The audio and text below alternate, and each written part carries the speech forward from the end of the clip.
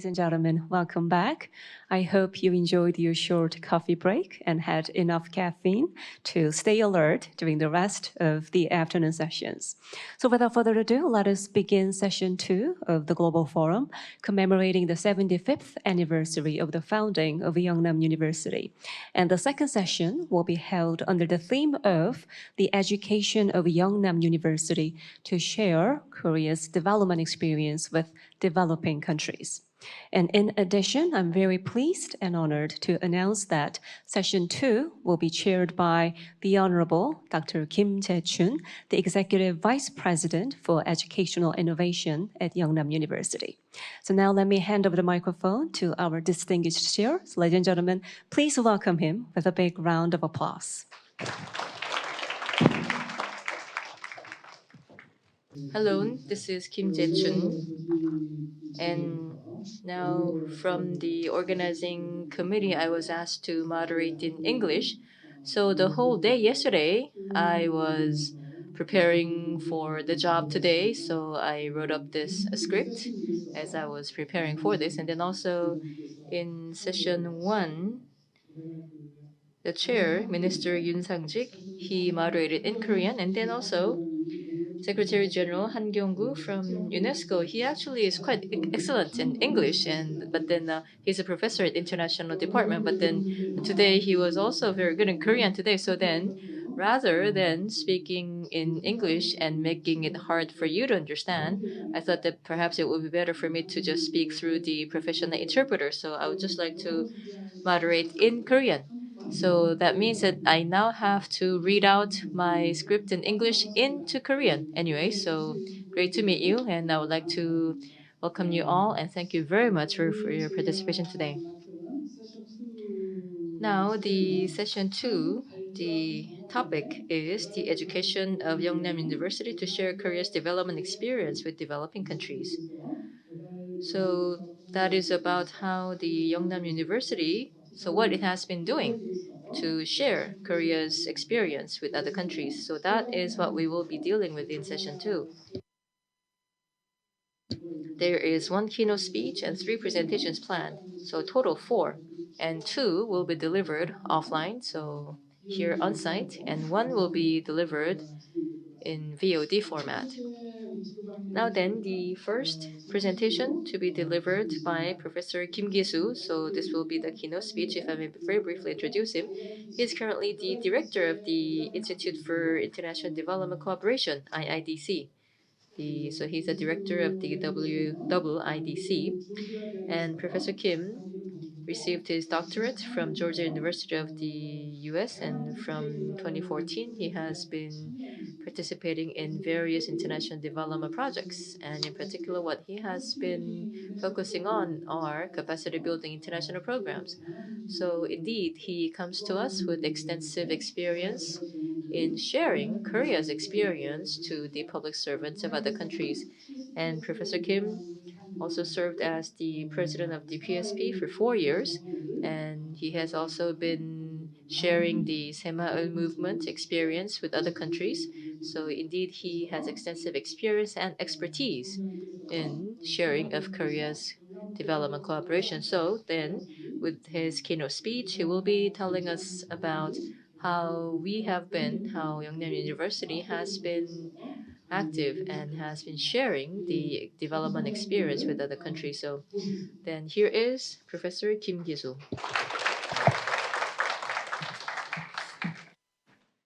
Okay, good afternoon, ladies and gentlemen, and distinguished guests.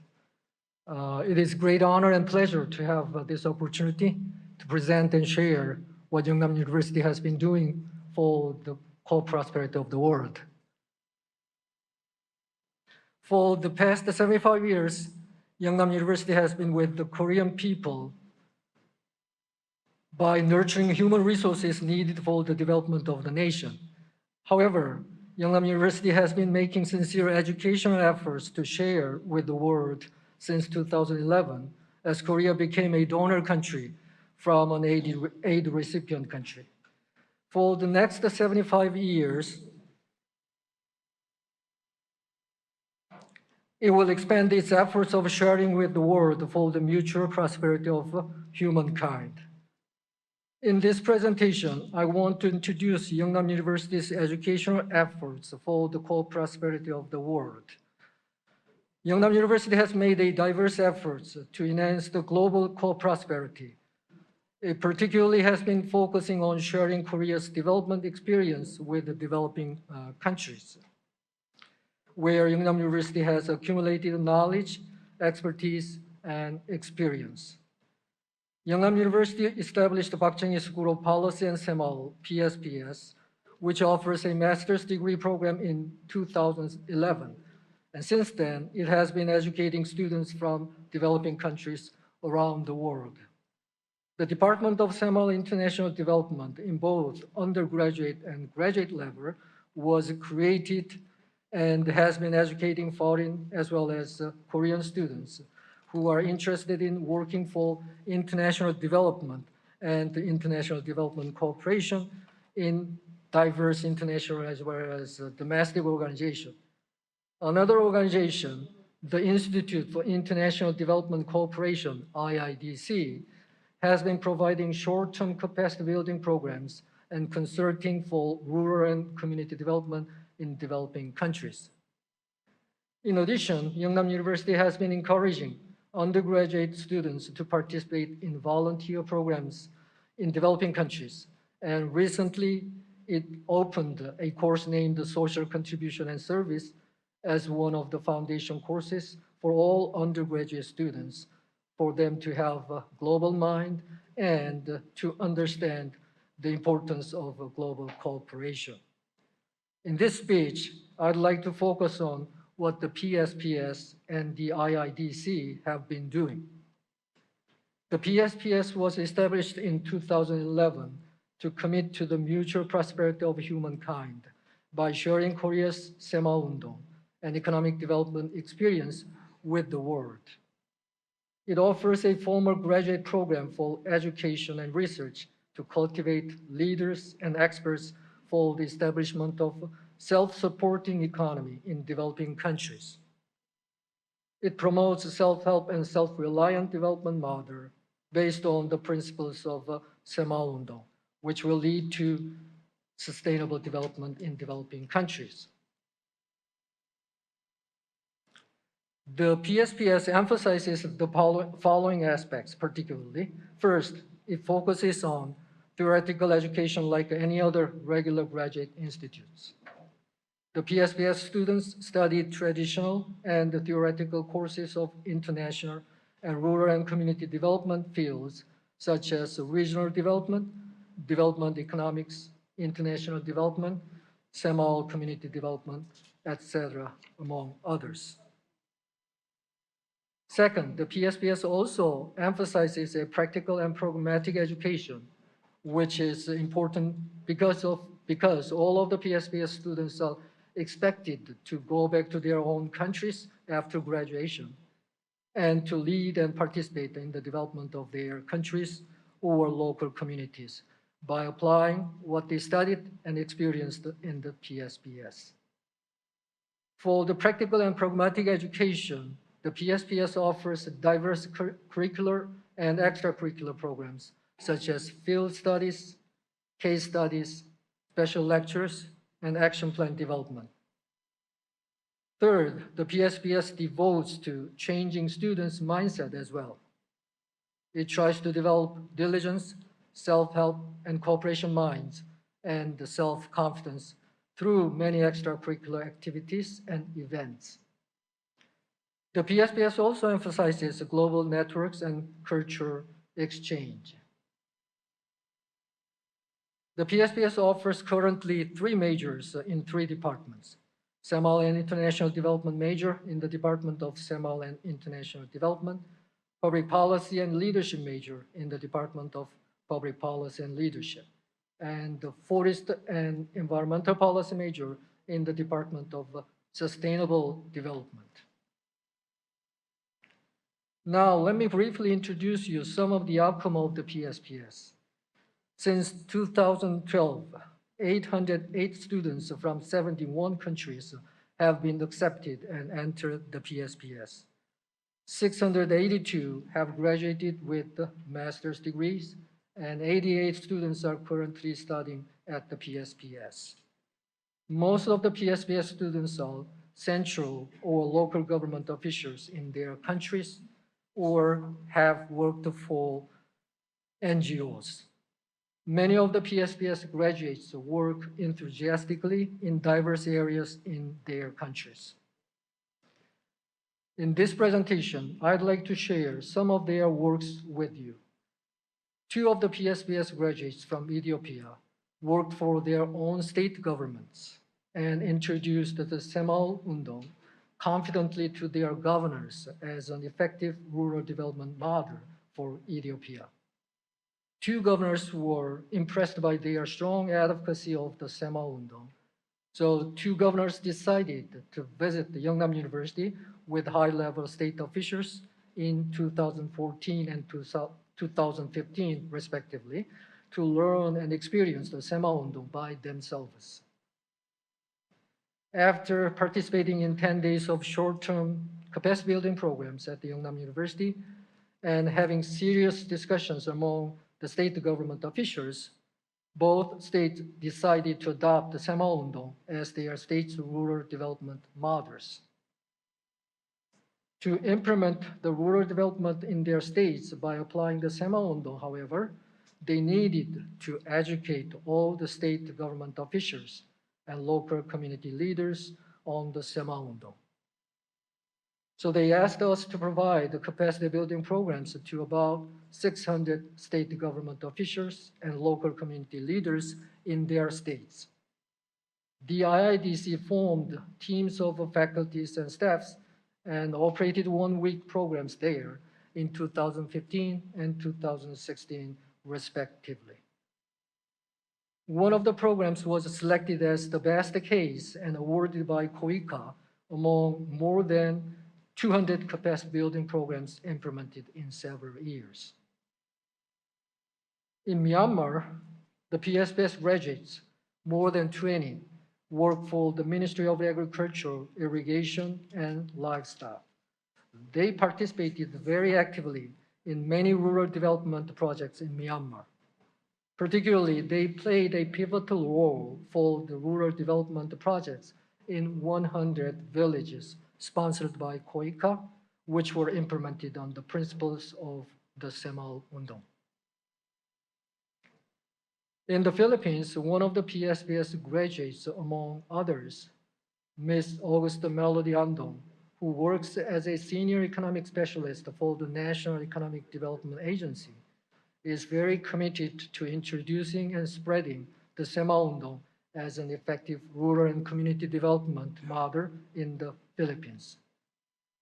She organizes and participates in many conferences as well as education programs to introduce the Semal Undong, and she herself established 2 Semal model villages in her hometown.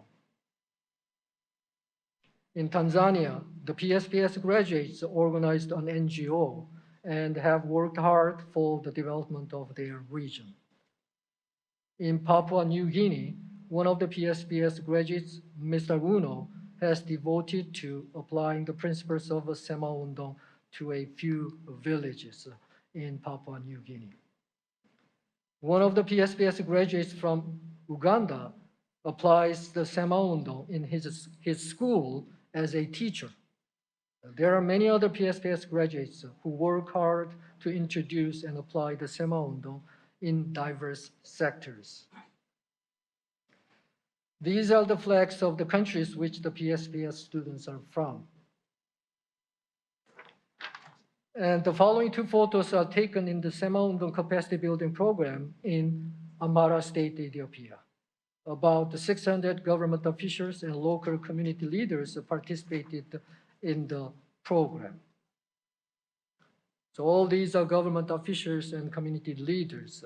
About 600 people participated in this capacity building program. Next, we have a few pictures of Myanmar's people participating in rural development projects on the principles of the Semal Undong. basically supported by KOICA. I think we have the former president of KOICA here. When he was the president of KOICA, he sponsored these projects. So as you can see here, just like what we did in 1970s, all the village people came out and worked together to widen the roads, or they work very cooperatively. And also here we have another picture. So they also have kind of capacity building programs or education in the classroom. We also have a few pictures of applying the Semaondo in Papua New Guinea as well. As you can see here, they work together and they make their village, and they have discussions or the village people's meeting there, and then they changed their environment like this.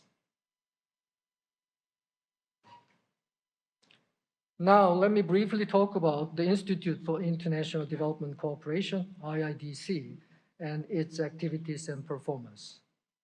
The IIDC focuses on providing short-term capacity building programs, supporting universities in developing countries for the establishment of a SEMAL or SEMAL Economic Development Department, and providing consulting for rural and community development in developing countries. The IIDC has hosted many short-term capacity building programs for total 3,027 government officials, village leaders, and villagers from 46 countries. Here we have some of the countries whose people participated in the programs in large scale. 1,326 Ethiopian, 500 Nicaraguan, 432 Vietnamese, 163 Philippine, 105 Indonesian, 81 South African, 61 Myanmar's, and 25 Tanzanian government officials and community leaders participated in the capacity building programs hosted by the IIDC. The IIDC also supports universities in developing countries who are interested in establishing the Department of SEMAL or SEMAL Economic Development. The IIDC has experiences of supporting 2 universities for that matter, one in the Philippines and the other in Cambodia. Here we have actually the president of Western University in Cambodia as a presenter of this session. I think he will talk about this cooperation between the 2 universities more. Other universities in Rwanda, Ethiopia, and Zambia are interested in establishing Department of SEMAL Development, and the IIDC is cooperating with them. The IIDC has experiences of providing consulting for diverse rural development projects in Vietnam, Tanzania, South Africa, Cambodia, and the Philippines as well.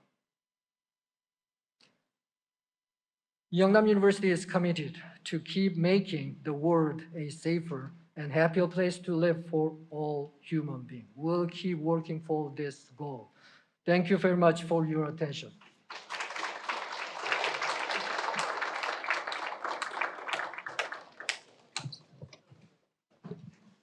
Thank you very much. That was Mr. Kim Gizu. Let's give him another round of applause. Director Kim Gisu delivered his keynote speech, and I think he shared a message that is connected to the titles of the following presentations. 화재와 물, 식량 And the next presentation will be delivered by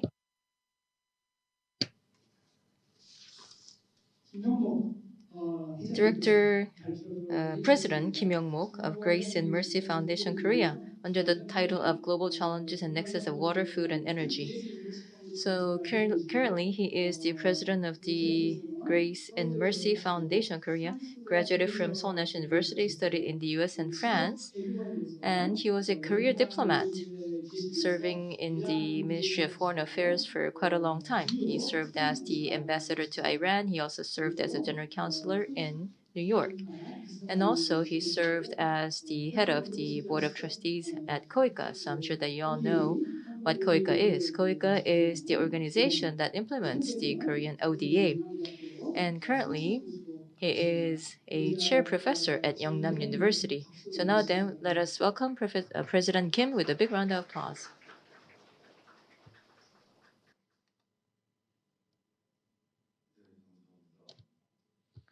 Thank you very much. Be weak because this is the really hard time. It's getting sleepy, right? It's always a great pleasure to come back to the university. Youngnam University is one part of my life, professional life, and then I respect what Youngnam University has been doing, and then I expect further the Youngnam University will do for really sharing what Korea has kept and developed, and also produce new creativity so that other countries can better use. And then you can go back to your countries so that you can really contribute to your development of your countries. So I think Youngnam University, particularly PSPI, has a very, very unique and specialty in bringing change of mindset and then also open the vision for development. So I hope you will enjoy this university and this institute and your life at this campus. Okay, let me start my presentation. Maybe my presentation will be a little bit detailed strategy and details of the situation, what we should do now. We have a very special opportunity today because we have had a focus on science and technology in the first session, and now we come back to the development of each country for focusing on agriculture. But my theme is nexus of water, energy, and food. So these are all linked, and then I would like to touch this issue with you. You know,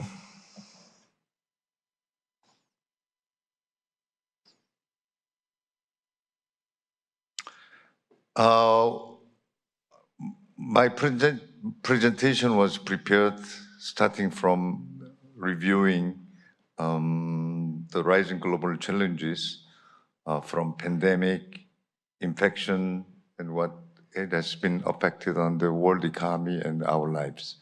Because we saw in the morning in the letter of director of WFP that the pandemic is drawing our efforts for development, and particularly starvation is increasing because of price rises and pandemic supply chain constraints and for climate change aggravation, many other things. And he said that more than 300 million are going to be very close to starvation in the very near future. So this is a very stark situation, but because we are living with daily lives without having problems or lack of resources, we don't want to predict what's coming. So I would like to share with you what's coming up.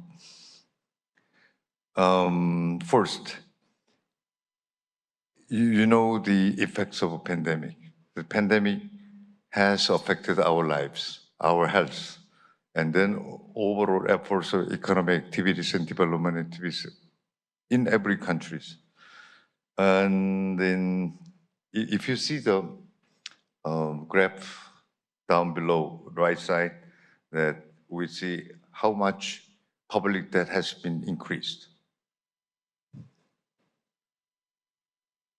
The second one is that we see war and conflicts are continuing, not only in Ukraine, but also in Middle East and in many parts of African countries. Wars and conflicts have been destroying already made in vain. You know, the destruction and continuing of war makes everything bubble, everything evaporate, not only human casualties, but buildings, infrastructure, and production capacity, whatever we have constructed for nothing. So it is very serious situation we see every day. On the world level, if you see the balance of power, the changing of balance of power is deeply affecting our efforts, our allocating resources in vain and make everything difficult. You see in the many articles and then arguments or academic research that unipolar leadership is weakening, the US. And then multilateralism is receding. And globalism, because of its some side effects, are facing what the challenges from very narrow-minded nationalism. So all previous years, you have been very positive on globalism, but we didn't see much about the anti-globalism coming from many countries. And then also, rise of China is changing many things, from economic trade, investment, and political competition, technical competition, and sanctions against the sanctions, human rights issues. So rise of China, whether it's good or bad, we must deal with this. And also, accordingly, there is a status quo efforts against the challenge to change, deeply fundamentally change the status quo. So we see it, the shift of power balance. And conflicts, terror, wars are continuing in many parts. And we never predicted that one country like superpower, Russia, would physically invade other neighboring countries and then continuing war against that country and threat all the peace and stability in the continent and all over the world. This is a new phenomenon we never expected. Climate change, as you saw in the morning about warnings of former Secretary General Ban, that when we had signed the Paris Agreement, the two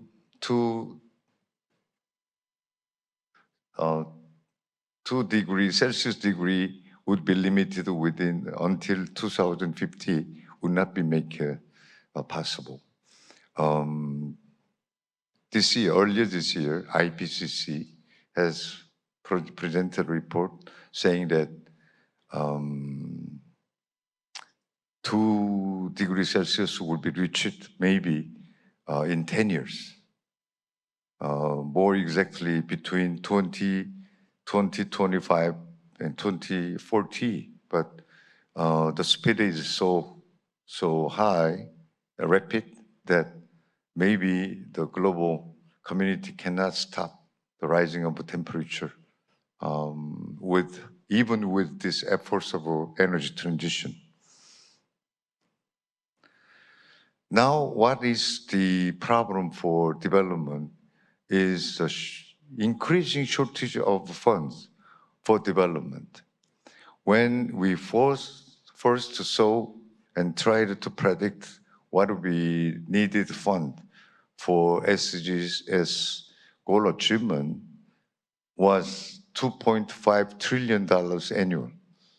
And then after pandemic took place, the estimate changed to $4 trillion.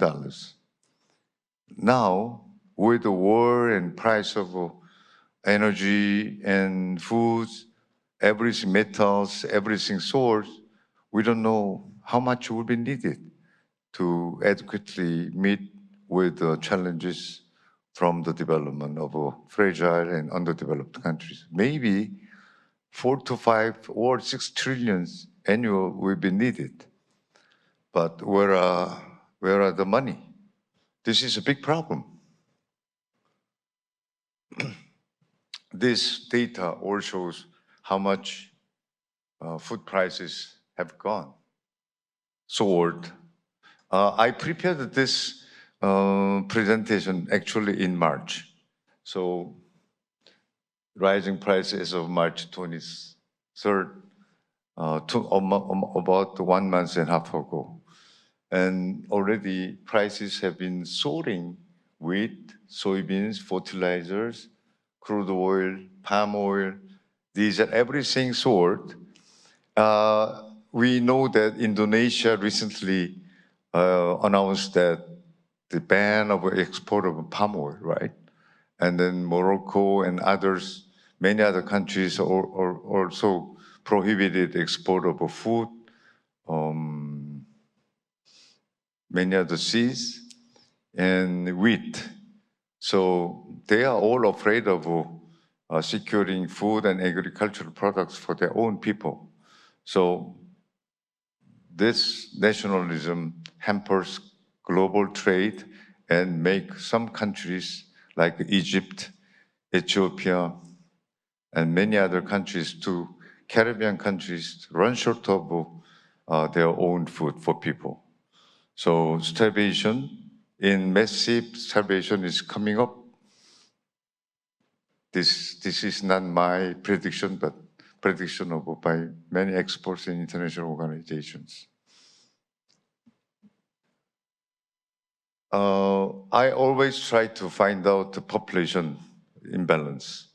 In country like Korea, population is decreasing because of dissolving of a family and woman's power coming to society. They don't want to be staying at home only raising kids. So in general, OECD countries have a very low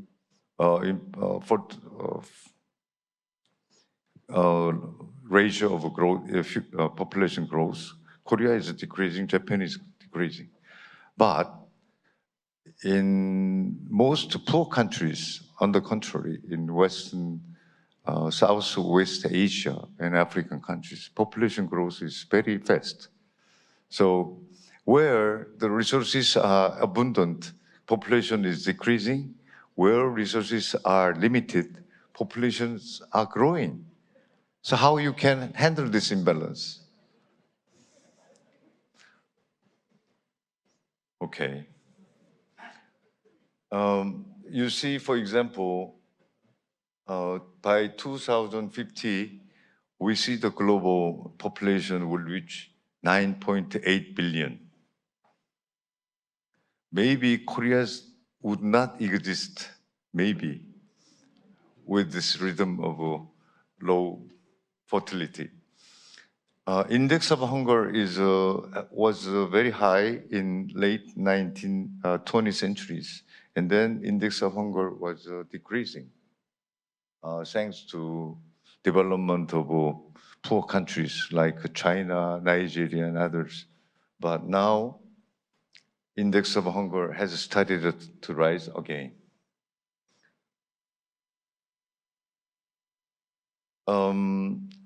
WFAO, you know, the organization, World Food Organization, Food and Agriculture Organization, has picked up a theme, specific theme of nexus of water, food, and energy, because they noticed that these three sectors have interconnection.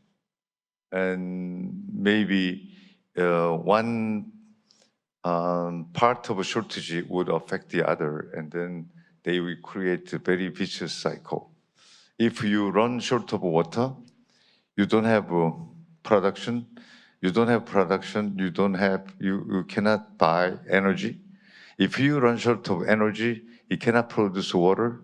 And when water is not produced, then agriculture is not possible. Now, problem, you saw that energy prices soaring, and accordingly, I think in many part of your countries are running short of water everywhere. Not only remote villages, but maybe in urban areas, you see the decrease of water availability. This is a very serious one.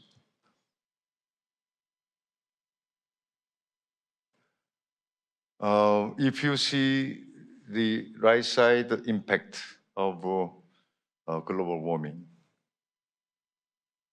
When you see the extreme heat, that would 2 Celsius degree would affect 2.6 multiple worse of every aspect of agriculture production. Species will disappear so rapidly. You see the mild case of 1.5 Celsius degree and 2 Celsius degree. You can have a comparison. Land, ecosystem, forest situation, and crop yields. So crop yields will be degrading very fast with continuing global warming. So disaster can happen everywhere, every time. You see the pictures.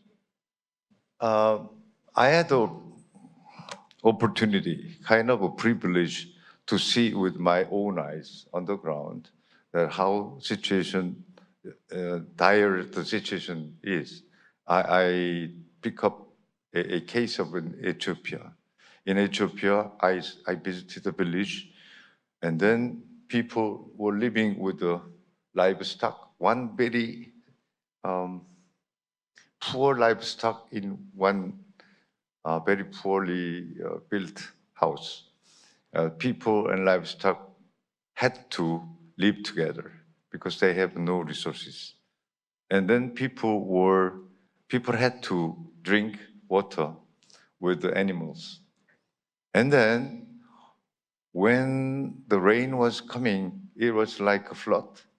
And in 3 days, you cannot believe where there was flood, but already land became like this. So there are a lot of drained river, but having no water. In many parts of this planet, we see these pictures. You know, now the Russian invaded Ukraine, and then food prices, fertilizer prices have soaring because Ukraine has been playing the role of a meat basket, bread basket for Europeans in the Middle East. And then now people see that we cannot have the wheat from Ukraine anymore, so price has been soaring like this.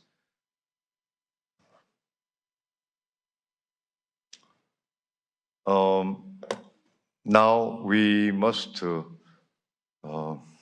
think together and maybe squeeze our head together how we can cope with these challenges, very serious challenges.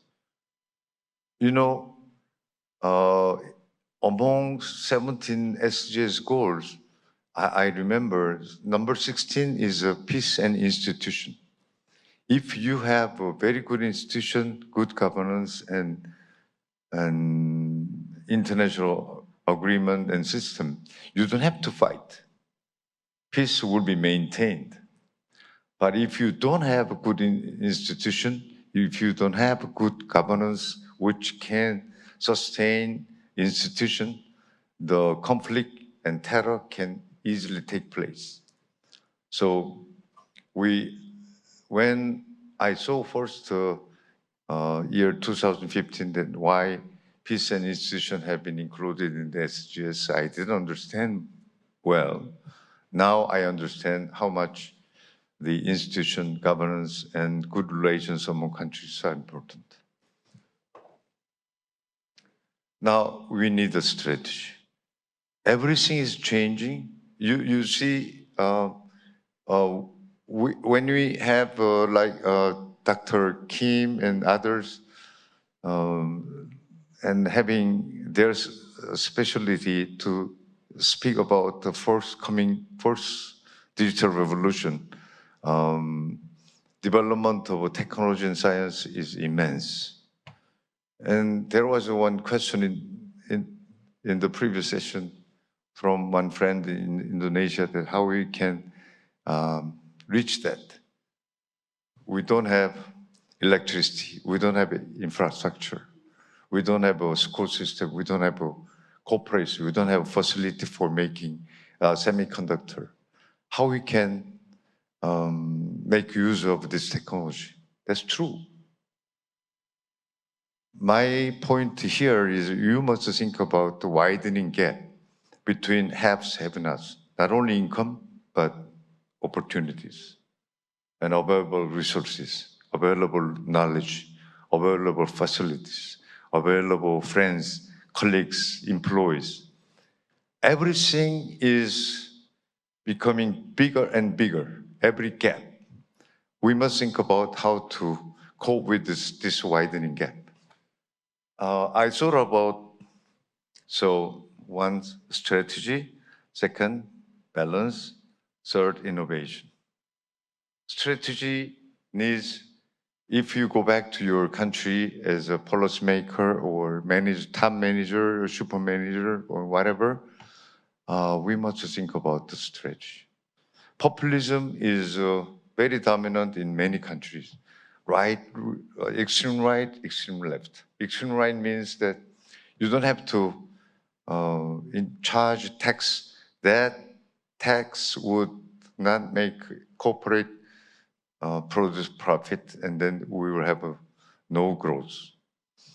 Leftist extremism said that, okay, we are hungry, we are dying, we must distribute every money for everybody. Oh, okay, so what do we do? There needs always very delicate balance between keeping growth capacity and also caring inclusively people left behind. So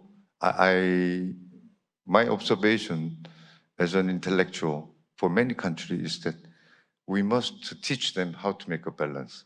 Every country has different situation, but striking a balance needs a very subtle calculation. And we must be able to control our desire, our emotion. We must be very cool-headed and reasonable. Third one is innovation. Innovation, because Youngnam University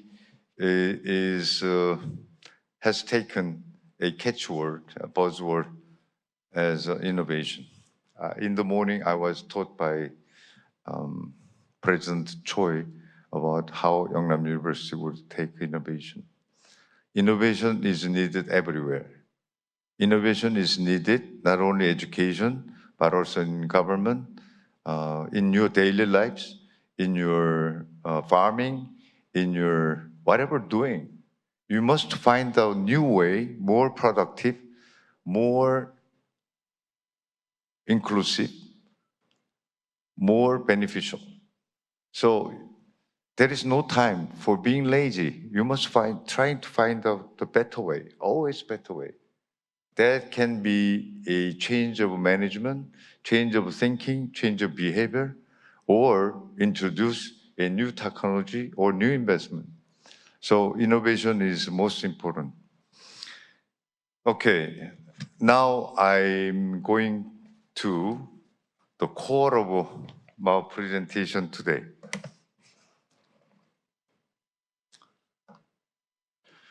I think I have witnessed that always, as a president of COICA, I was always wondering why we cannot help more financially to our partners and our friends, developing countries. If you have more money, you can do more. If you have no money, you cannot do anything. Money talks.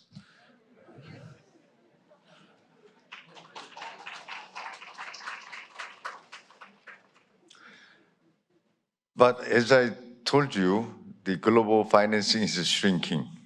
Liquidity is being constrained. Now, U.S. Federal Reserve started to recuperating money from the market, and they are raising interest rate very high. European banks are following the same, and many central banks have to raise their interest, whether you like or not. So money liquidity is being shrunk.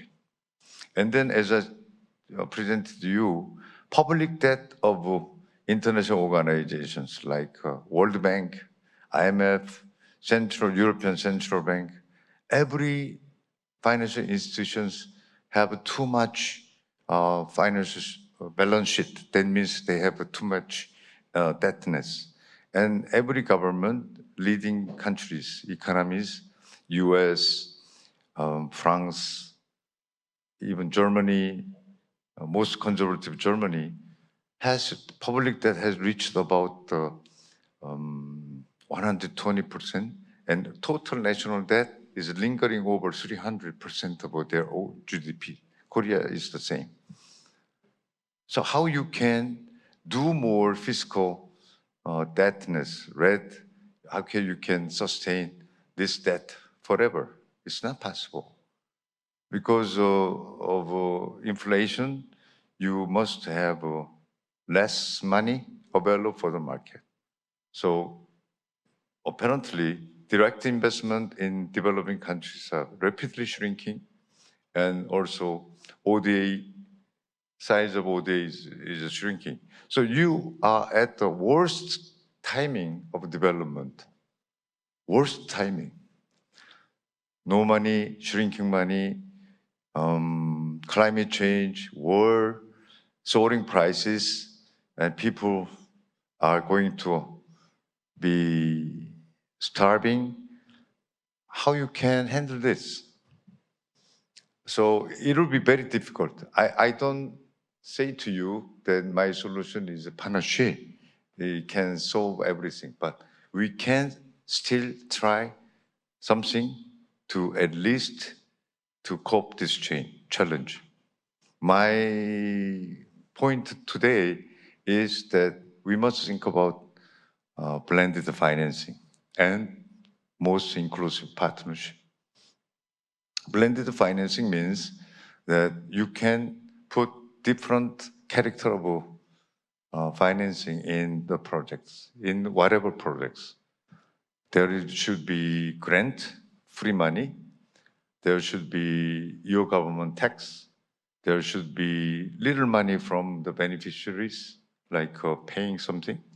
And there should be concessional loans, very easy loans with very low interest, and public invest money and commercial investment and guarantee, insurance, all kinds of financial mechanisms are coming into one project, so that this project would be bankable and beneficial. If you have a big project like water irrigation or putting internet communication in one area, I would not invest my own money because there is no guarantee that this money will be returned. Because particularly in poor countries, poor region, how you can dare to invest your own money without any guarantee for return? So to make bankers, investors comfortable, government must be very smart to bring in free money, grants, and very low interest loan, long-term loan, and government policy support, and guarantee insurance from international organizations, so that the investors can think that, oh, this is bankable, this I can invest. Then product can be made. If you don't make infrastructure, our community development, Saemal-Undong, will have a very limited progress. But if you have abundant water, if you have abundant of electricity, energy, fertilizer, and processing plant, and delivering companies, everyone coming together, then our Semaul Undong will have a very, very high yields, high productivity. So my proposal is to combine the two. You don't have to set aside infrastructure as something that I don't know, I cannot handle. And then also the haughty and luxurious investors think that, oh, SMU rural development, I don't want to be involved. This is very poor. I don't have the money for that project. I don't think this separation would not solve anything. We must try to let this come together. The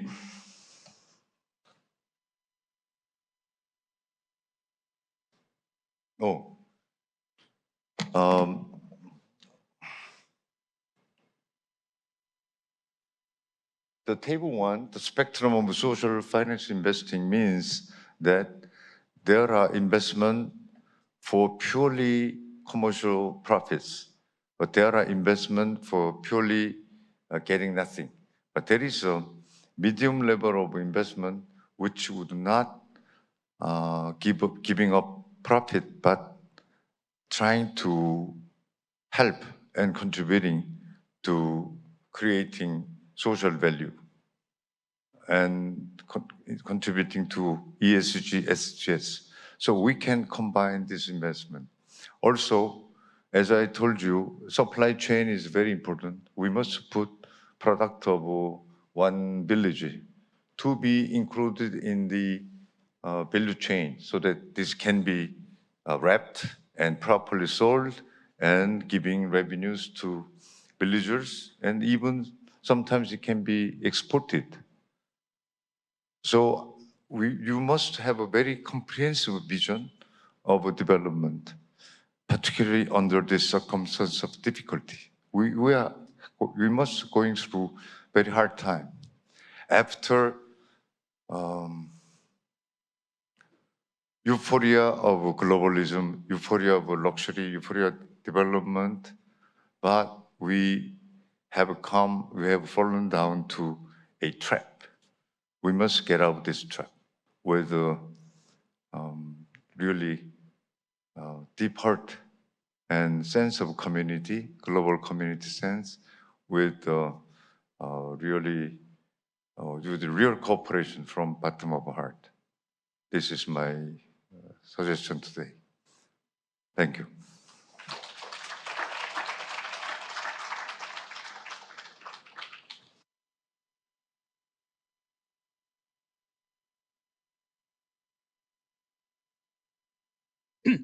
김용목 회장께서 오늘 발표를 해주셨는데 굉장히 Yes, President Kim Young-Mok delivered his presentation, and I was very much impressed by the presentation. 버리기 전에 시간이 지나면 잊어버릴 것 같아요. Because there were so many important messages, so lest we forget, I would just like to very quickly summarize. I believe that at the heart of his message was about inclusive partnership. So inside the inclusive partnership, there can be blended finance or other tools or instruments. So, for example, infrastructure and human values being linked together, and also for financing to be blended among various instruments. So, for example, large-scale financing and also community-level financing. So he has actually explained a very important concept. And also in the end, he talked about the investing spectrum. And then on one hand, there was the philanthropy, meaning that just providing support, but that is not enough. But then also on the other hand, predatory capitalists just trying to hog the returns, that should not be right either. So somewhere in the middle. And then also he used the term bankable. So we also have to make sure that the project would be bankable while they continue to invest in ESG. So for the governments and the stakeholders to participate in these projects so that they can make some returns and achievements. So I'm not sure about you, but then for me, they were quite touching and very much memorable. So thank you very much for the excellent presentation. A big hand, please, once again.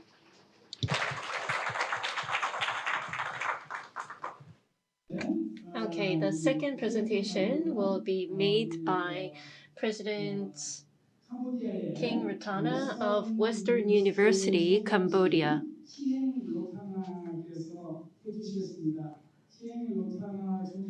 President King Rotana has been serving his role in the field of higher education for more than 2 decades, and he has various experiences in the field of higher education. So we can safely say that he is an expert in higher education. He also has experience in Australia and in Thailand, so he has many global experiences as well. So I would like to welcome President King Rotana of Western University to the podium. Good afternoon. Today is a great honor for me to be invited to one of the guest speakers for special event today. And with my respect, President Choi is President of Yeungnam University. With my respect, all ex-presidents of Yeungnam Universities, executive vice presidents, top management of Yeungnam University. My respect with the Excellency Tai Laurent is chairman of Western University. He presents with me today as well. And my Vice President, Dr. Trai Stewart, in charge of academic affairs of Western University. The students of Yeungnam Universities, the distinguished guests, ladies and gentlemen. You know Cambodia. I believe some students don't know Cambodia. Cambodia is located at the the border with the Thailand, Laos, and Vietnam, and the rest is sea. And we are ASEAN members, one of ASEAN members, 10 countries ASEAN members. So Western University was established in year 23, around 20 years, compared to Yeungnam University, we still a baby. We are developing university. So actually at the same year, Western International School was established as well under the leadership of our chairman. He's a chairman of Western International School as well. So Western University, we have 3 campuses in Cambodia, 2 campuses in Phnom Penh, and 1 campus in Kampong Cham province, around 125 kilometers from Phnom Penh. And Western International School, we have the 16 campuses for K-12 under the same chairman, with over 10,000 students for international schools, students, high school. So Western was recognized and accredited by Ministry of Education, Youth and Sports in Cambodia and Accreditation of Cambodia, ACC, we call Accreditation Committee of Cambodia. So, Western offer associate degree, bachelor degree, master and PhD degrees, cover almost every majors. Like I said, it's around 5,000 students in the bachelor, master, associate degree, bachelor, master, and PhD program. Recently, so Western received the World Bank grant. We call Education Improvement Projects, HIPS, to support education private sector in Cambodia. So World Bank received this grant, and the requirement from the grant asked our university to find partner outside Cambodia to work for this grant. So frankly speaking, we selected Yeungnam University as our partner, university partner for this special project. So the program, yeah, good. So the program focuses on accounting, engineering. Engineering program at Western University was, recently established. So technical support, human resource support from Yeungnam University. So far, we've passed phase 1 already. Phase 1, just consulting, training, sharing information in terms of curriculum development review. So phase 2 will move next step, I believe, in June this year. So we will move to phase 2. So phase 2, we have a lot of activity with Yeungnam University in terms of online meeting, sharing information about science lab, whatever, depends on action plan in the projects, in the grant.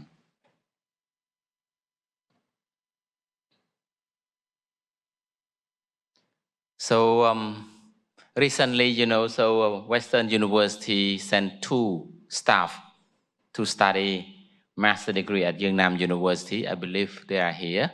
I saw them during coffee break. One from the central campus, main campus in Phnom Penh, and one from Kampong Cham campus. So study master here. I hope when they graduate, they will be our resource person for, CMAO program at Western University.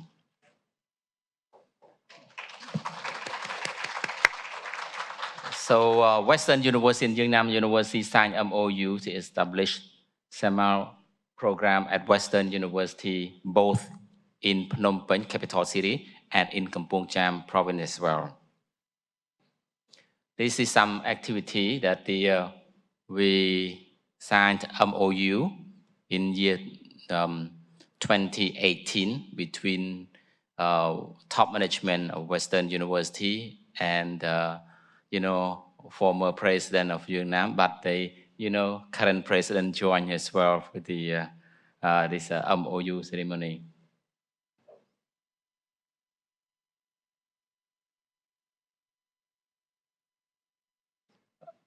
Our formula is 2 + 2.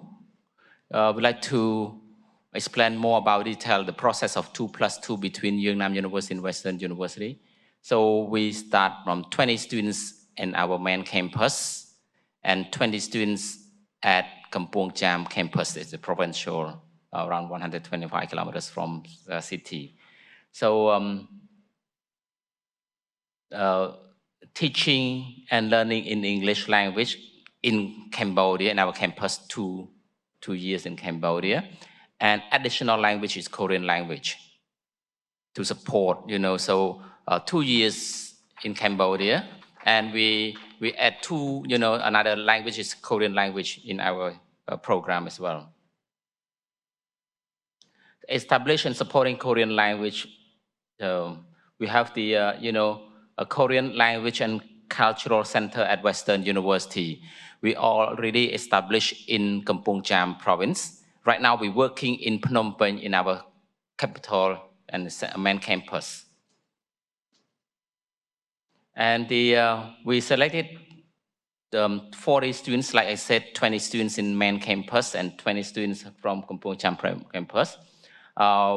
With the, we will move to we call the quarterly meeting. We plan to get the Yeungnam University online. Even the study 2 years in Cambodia, we have, we plan to, those students meeting with our university partner from Korea, from Yeungnam University online. This proposed may be possible. It depends on, so we talk to our students. Even we study year 1 or year 2, we plan to get the field trip to Yeungnam University if possible. Depends on, support, financial for our students as well. And teachers and subjects 2 years at Western University was selected. 2 years ago, we approved the curriculum for a special project here, and approved by Yeungnam University, already signed 2 years in Cambodia. And so how to select? This is a process. I hope you know some university to plan to, this is a lesson learned from Western University in Cambodia, how we select our students. We make announcement in general, public, and we target our students as well, existing students.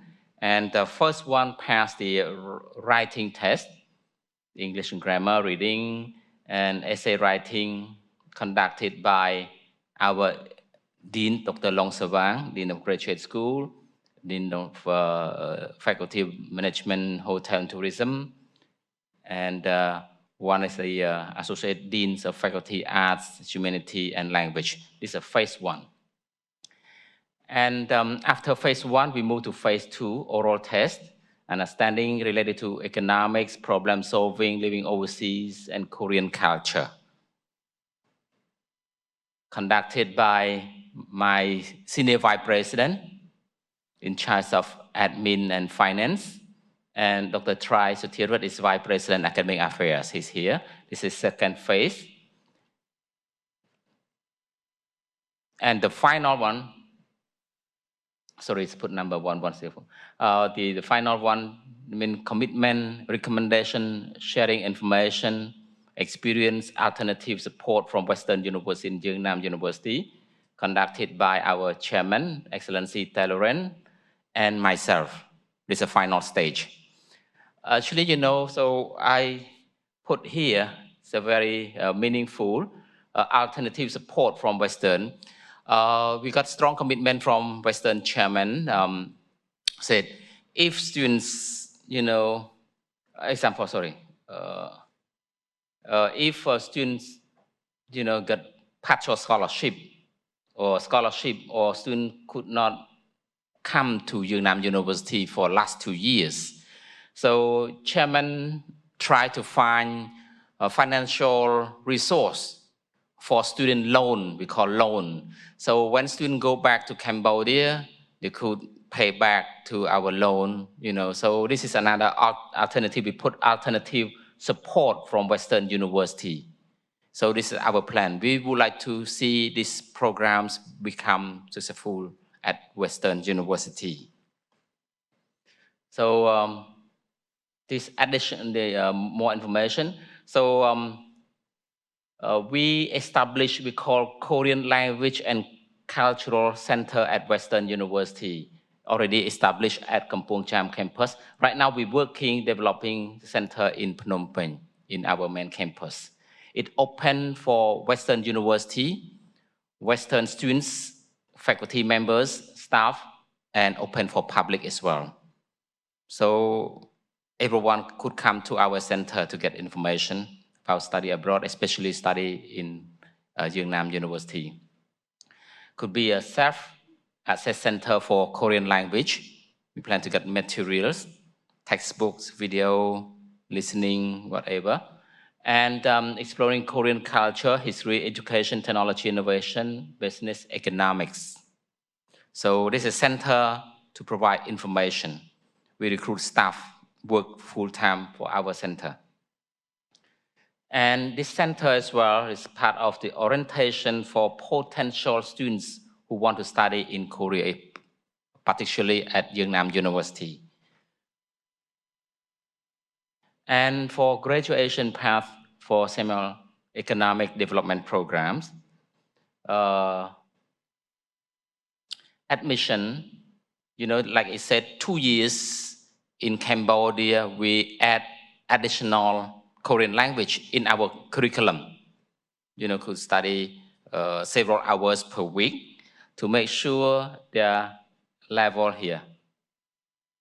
Or pass, we call the Yeungnam Korean examination. This is required. This is compulsory for our students. And English, alternative. And when students graduate, this is the first draft 2 years ago with the Yeungnam. This could pass level 4 topic is required. Support and contribution from Yeungnam could be helpful in terms of technical, about the material or language, could be language lab or culture or whatever to help to train our staff to support this center. Very helpful to move, our center. Thank you very much for support from Yeungnam University. Thank you very much.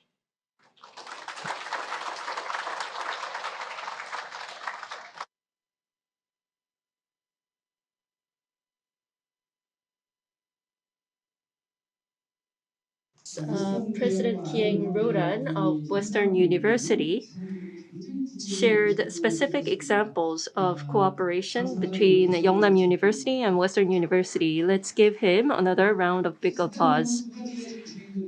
I think largely there are two projects. First of all, there is the World Bank loan project, which focuses on three major areas. And we also have the 2+2 Semaul Economic Development Project going on between the two universities. I hope that these programs will reap fruitful outcome. Now let's move on to our last presentation. 잠비아 새마을 운동을 위한 And the topic is the Semaul cooperation for development of Zambia, and we will have this presentation by the Zambian ambassador to Korea, and because of urgent matters, he was not able to make it today. If I may very briefly introduce him. Now, His Excellency Ambassador studied in the US and UK. He received 2 master's degrees. And he also, in his own country, he served as the parliamentarian for quite a long time. Also, he served as the minister in various ministries. And today, he is here, he is in Korea as the ambassador. And today, he will tell us about the cooperation for Semaul Undong in Zambia. Hello, everyone. My name is Wylbur Simuusa, and I'm the current Zambia ambassador to South Korea. And I'm greatly honored to have been given this opportunity to give this short lecture at this global forum, which is also commemorating the 75th anniversary of Yongnam University establishment, which was established in 1947. And this university, Yongnam, also got a boost in 1967 when then President Park Chung-hee established the Yongnam Academic Foundation. And since then, Yongnam University has not looked back. It has made a lot of progress, a lot of strides, and a lot of achievements. So, Yongnam University, congratulations for this great achievement, President Choi, and the entire staff and team and everybody, congratulations. My lecture today, my very short lecture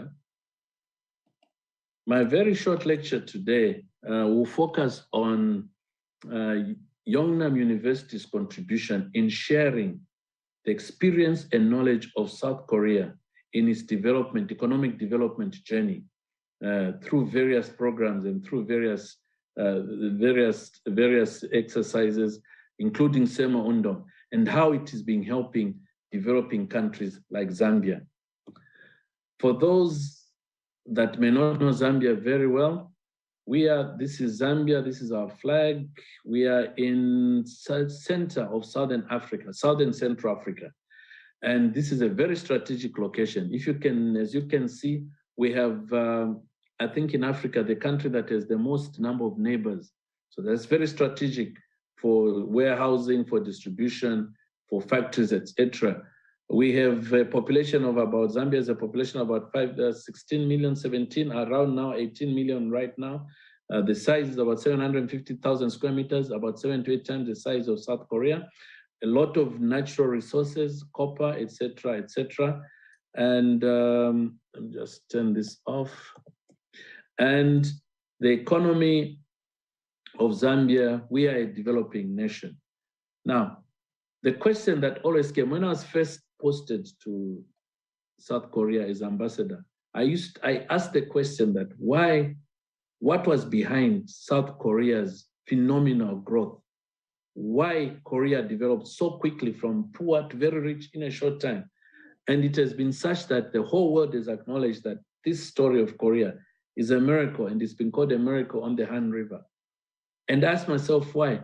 And to make it even worse, if you look at the two graphs which on the screen, when I look at these two graphs, they give me a headache, or rather nightmares, because if you look at the two graphs, this is Zambia. In 1960, we were, and this is Korea, Korea was lower than us by you see, we were at about less than $1, less than $2, slightly under $2. We're about $1.70 per capita, dollars per capita. Korea was at about less than $1, about 69 cents per capita. Zambia, we were more or less steady over the years. In 2000, we started making some progress, but we peaked at about $2,000 per capita and went down again. And right now, we are playing in this region of about $1,500, $1,600 per capita. South Korea started low, like we said, lower than Zambia, and then started in the mid-70s, early 70s rather, started climbing up, no looking back, up to now, where it reached $30,000 per capita, and now I think it's at about $35,000 per capita. And the question was, why? And I remember telling everybody that I'm going to be a student while I'm here to learn what was behind this phenomenal growth that South Korea has experienced. What were the drivers that were driving this, this explosive growth? And my search showed me, or led me to find that actually one of the drivers to this economic growth was the Semo Undong, or New Village movement, in South Korea. And I found that the conditions that existed then in South Korea are very similar to the conditions that exist now in Zambia as a developing country. And I knew instinctively, immediately, that this is one program that could help Zambia, develop by starting to develop the rural areas and bringing it forward into a path of economic development. And my search further led me to the Youngnam, to this Youngnam University, being the only institution of higher learning in Korea, which is persistently and consistently studying and educating on Semo Undong and the Semo Undong spirit. We traveled here to Youngnam University. I traveled here with my staff from the embassy. And to cut a long story short, we ended up signing an MOU with Youngnam University on the cooperation or developing Semo Undong in Zambia. And this MOU was signed 12th December 2018 by myself, then president, and it was attended by a lot of people from the community and from the university. That was the MOU already signed. And this was part of the staff from the embassy and faculty and people that graced this occasion. Now, this further led to a broader signing of a broader MOU of cooperation between the governments of Korea and Zambia in developing Semo Undong. And this was done on 28th October 2019. This is our minister, was then Minister of Community. This was then in Zambia, and this was then Minister of the Interior Korea at that time. And we signed the MOU, and cooperation has been going on. And since then, Youngnam University has been very active in helping to recruit and to enroll students from Zambia into their programs, including government workers, into their undergraduate programs and postgraduate programs, and training our people in developmental studies and other studies, including Semo Undong. And this is very, very commendable. As I'm talking now, we've got a lot of our students here, including government officials. And I wish to proudly report that this year, 2022, the governments of the Republic of Zambia and Korea have embarked to start the implementation, officially start the implementation of Semo Undong project in Zambia. And so far, 8 villages, pilot villages have been identified, from which maybe 4, 5, 6, a number of those villages will be selected to start the actual implementation. And the government of the Republic of Korea has selected Youngnam University to train, to be the institution to train or to provide training for Zambia, even as Semo Undong project implementation is commencing. This is very commendable.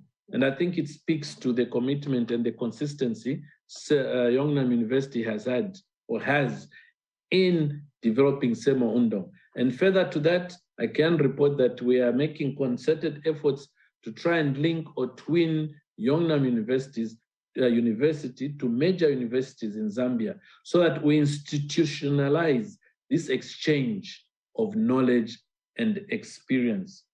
I'm very confident that this cooperation and this consistency between Zambia government, Korea government, and Youngnam University will result in a success story in a country like Zambia coming up and borrowing from this experience and the case study of Korea to help it in its development journey.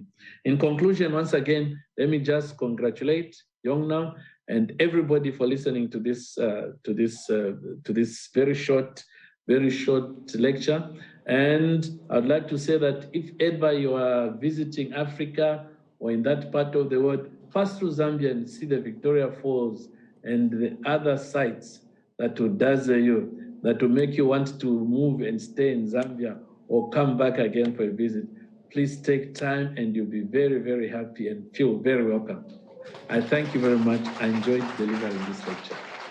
Thank you. 네, 윌버 시무사. Thank you very much. So that was the Zambian ambassador to Korea. Thank you very much, Your Excellency.